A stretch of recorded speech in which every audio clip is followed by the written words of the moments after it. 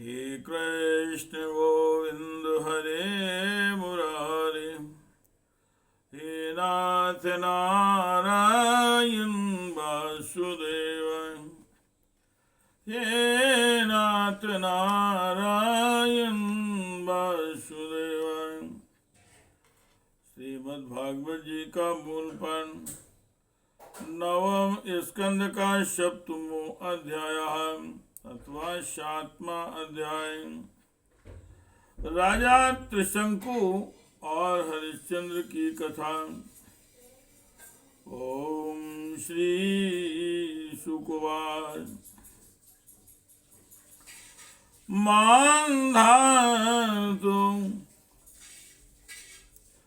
मान्धातो पुत्र प्रभुरो यो अम्बरीष प्रकीर्तिता पितामहेन प्रवत्तो यौवनाच्युतसुता हरितस्तस्य पुत्रो अभून्मान्धातृप्रवर्ष प्रवरायसे। हरितस्तस्य पुत्रो अभून्मान्धाता त्रां प्रवरायिवे नर्मदां भातुभिर्दत्तां पुरुकुत्सायोर्वै तया रसातलं नीतं भुजगेन्द्र प्रयोक्तया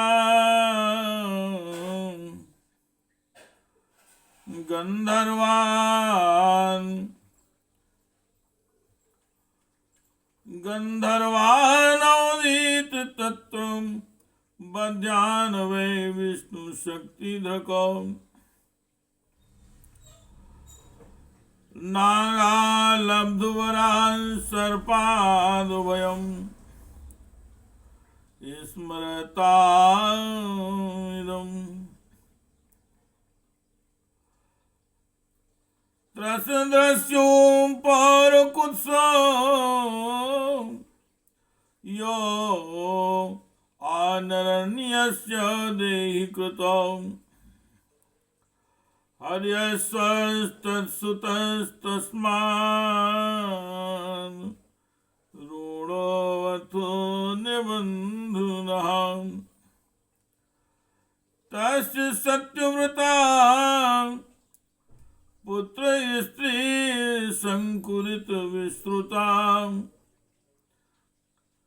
प्राप्त चांडालतां शापान् गुरो कौसिंते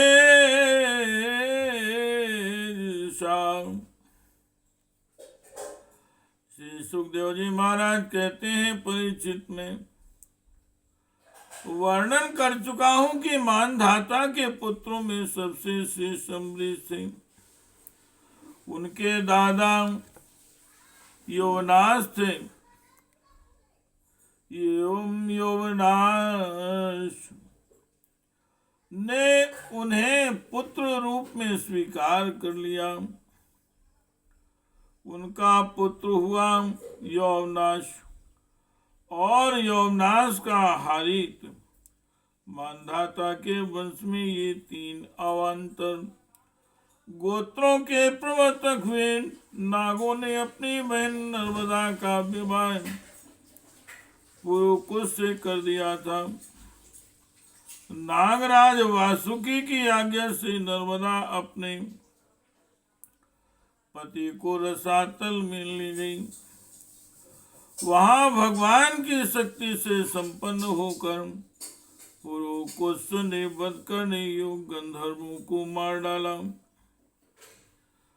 इस पर नागराज ने प्रसन्न होकर पुरुकुश को वर दिया कि जो इस प्रसंग का स्मरण करेगा वह सर्पों से निर्भय हो जाएगा। राजा पुरुकुश का पुत्र त्रसिदस्यु था।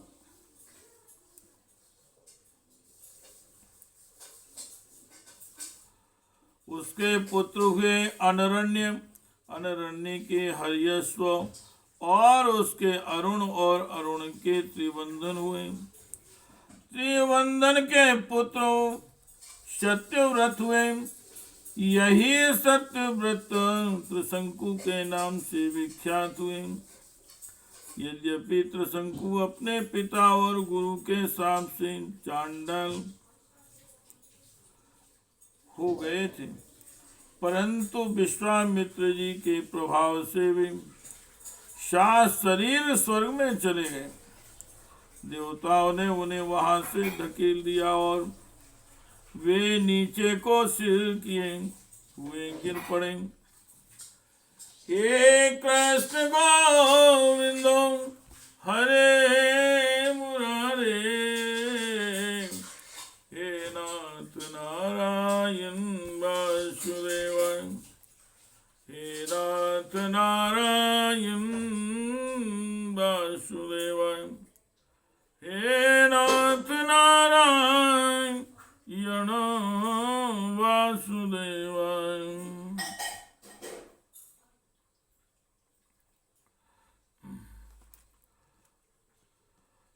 सा शरीरे गता स्वर्ग मध्यापि दिवि दृश्यते, पातितो अवाक्शिराम देवस्तेनेयो स्तंभितो बलान्।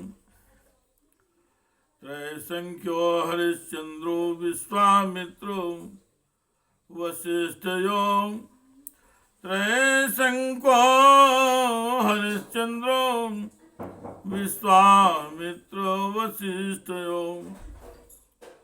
यन्निमित्तं भूतयुद्धं पक्षिणोर्बहुवार्षिकम्,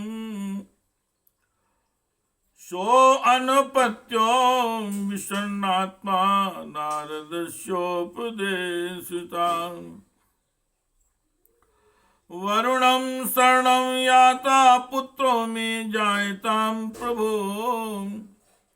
यदि वीरो महाराज तेनेव त्वां यजेति। तथेतु वरुणेनास्य, तथेति वा वरुणेनास्य पुत्रो जातस्तुरोहिता, जाता सुतो हिनं मां यजस्वेति सो अब्रवीत्।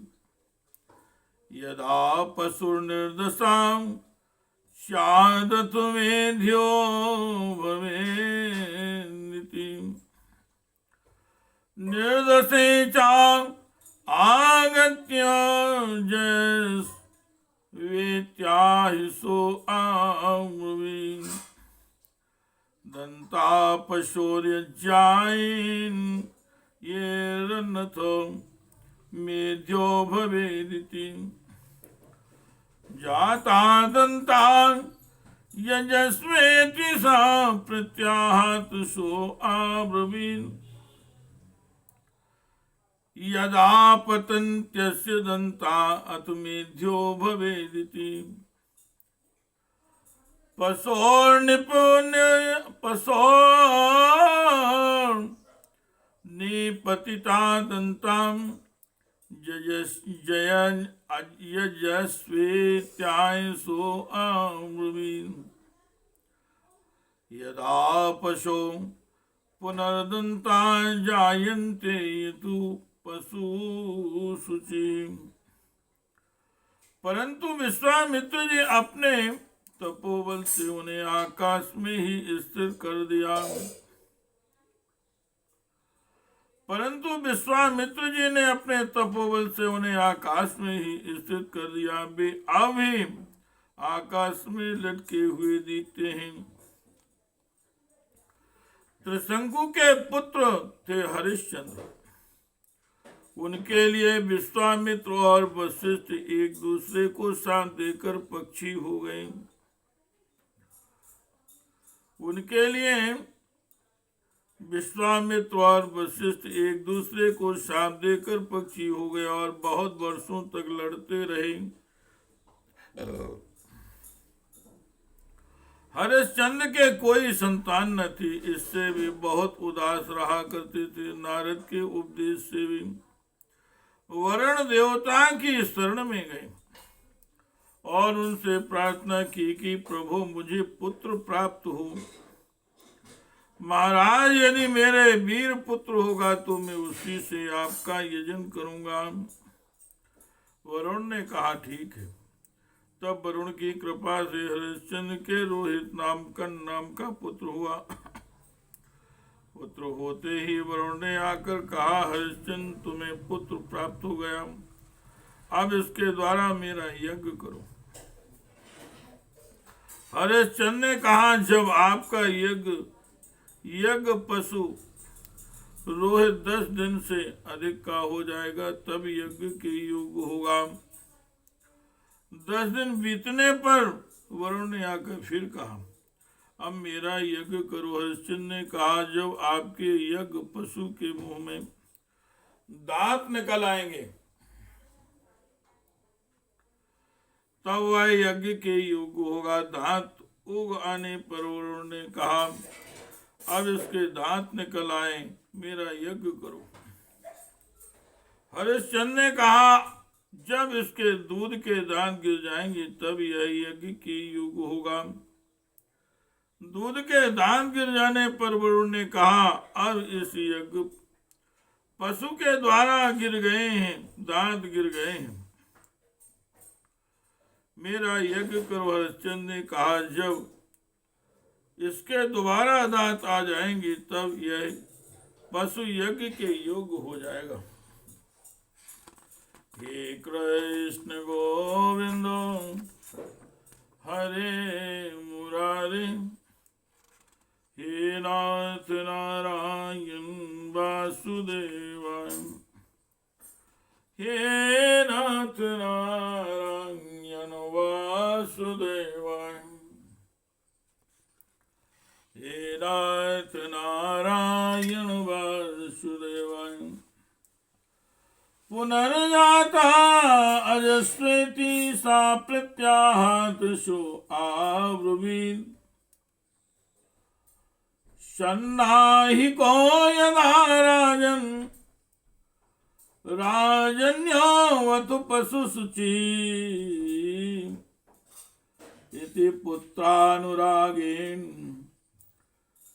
स्नेहयन्ति चेतसाम्, कालं वञ्चयता तमुक्तो देवस्तमेक्षत,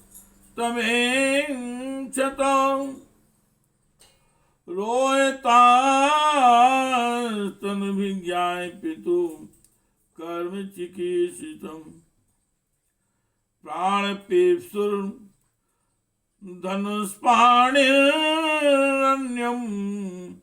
प्रत्यपद्यत, पितरं वरुणग्रस्तं श्रुत्वा जातु महोदरं,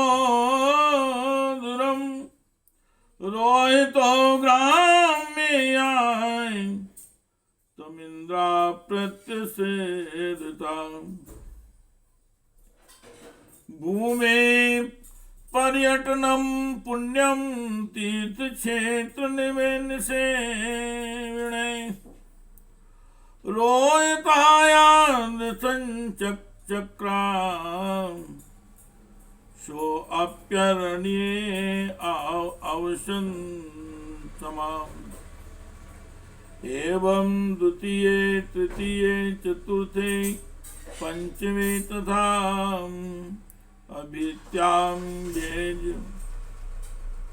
स्थिरो विप्रो भूत्वा आयं व्रत्रहा। दांतों के फिर उगाने पर वरुण ने कहा, अब मेरा यज्ञ करो। हरिश्चंद्र ने कहा, वरुण जी महाराज, क्षत्रिय पशु तब यज्ञ के योग होता है जब वह कवच धारण करने लगे। परीक्षित, इस प्रकार राजा हरिश्चंद्र पुत्र के प्रेम में हीला हवाला करके समय टालते रहे। इसका कारण यह था कि पुत्र स्नेह की फांसी ने उनके हृदय को जकड़ लिया था। वे जो जो समय बताते, वरुण देवता उसी की बाट देखते। जब रोहित को इस बात का पता चला कि पिताजी ने तो मेरा बलिदान करना चाहते हैं, तो वह अपने प्राणों की रक्षा के लिए हाथ में धनुष लेकर वन में चला गया। कुछ दिन के बाद उसे मालूम हुआ कि वरुण देवता ने रुष्ट होकर मेरे पिताजी पर आक्रमण किया है, जिसके कारण वे महोदर रोग से पीड़ित हो रहे हैं। तब रोहित अपने नगर की ओर चल पड़ा, परंतु इंद्र ने आकर उसे रोक दिया। उन्होंने कहा, बेटा रोहित, यज्ञ पशु बनकर मरने की उपेक्षा तो पवित्र तीर्थ और क्षेत्रों का सेवन करते हुए पृथ्वी में विचरना ही अच्छा है। इंद्र की बात मानकर वह 1 वर्ष तक और वन में ही रहा। इसी प्रकार दूसरे, तीसरे, चौथे और 5वें वर्ष भी रोहित ने अपने पिता के पास जाने का विचार किया, परंतु बूढ़े ब्राह्मण का वेश धारण कर हर बार इंद्र आते और उसे रोक देते। हे कृष्ण गोविंद हरे मुरारे, हे नाथ नारायण वासुदेवाय, हे नाथ नारायण वासुदेवाय। षष्ठं संवत्सरं तत्र चरित्वा रोहिता पुरीम् उपव्रजन् जीगर्ताद् क्रीडान् मध्यमं सुतं सुनासेपं पशुं पित्रे प्रदाय संबंधत तथा पुरुष मेधेन हरिश्चंद्रो महायशा मुक्तो दरो यजन देवान् वरुणादीन् महत्कथा विश्वामित्रो आभवन् तस्मिन् होताम् चांदवर्योरात्मवान्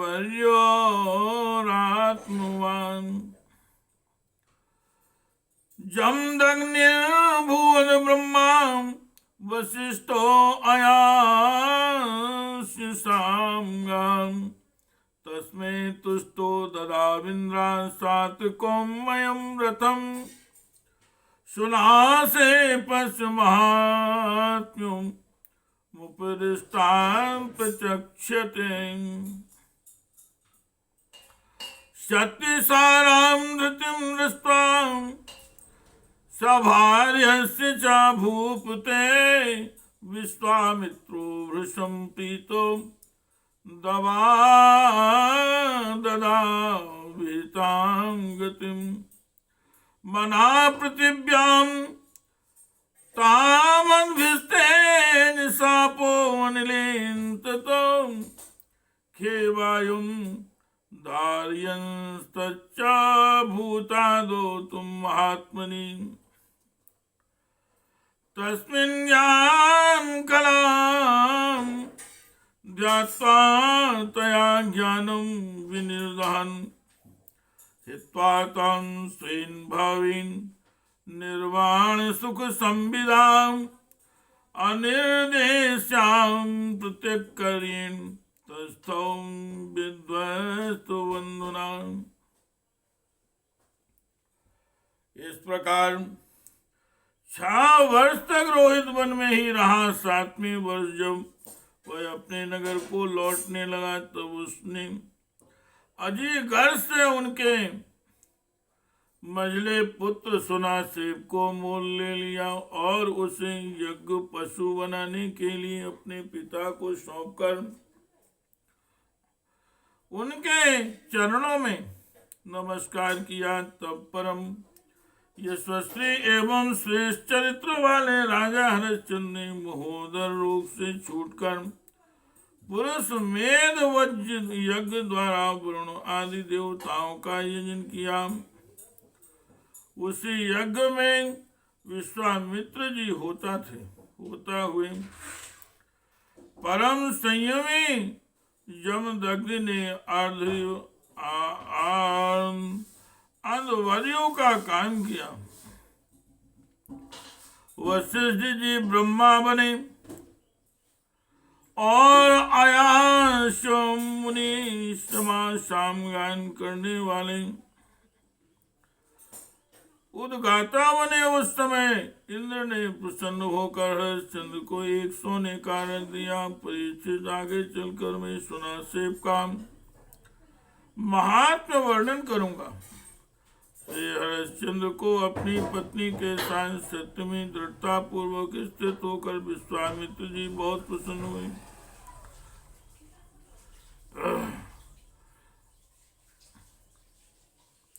हरिश्चंद्र को अपनी पत्नी के साथ सत्य में दृढ़ता पूर्वक स्थित देखकर विश्वामित्र जी बहुत प्रसन्न हुए। उन्होंने उन्हें उस ज्ञान का उपदेश किया जिसका कभी नाश नहीं होता। उसके अनुसार राजा हरिश्चंद्र ने अपने मन को पृथ्वी को जल में और जल को तेज में, तेज को वायु में और वायु को आकाश में स्थित करके आकाश को अहंकार में लीन कर दिया। फिर अहंकार को महातत्व में लीन करके उसमें ज्ञान कला का ध्यान किया और उससे अज्ञान को भस्म कर दिया। इसके बाद निर्वाण सुख की अनुभूति से उस ज्ञान कला का भी परित्याग कर दिया और समस्त बंधनों से मुक्त होकर वे अपने स्वरूप में स्थित हो गए, जो ना तो किसी प्रकार बतलाया जा सकता है और ना उसके बंधन में, ना उसके संबंध में किसी प्रकार का अनुमान किया जा सकता है। इति श्रीमद्भागवते महापुराणे परमहंस्यां संहितायां नवम स्कंदे श्री हरिश्चंद्रोपाख्यान नाम सप्तमो अध्यायः। हे कृष्ण गोविंदो हरे मुरारे,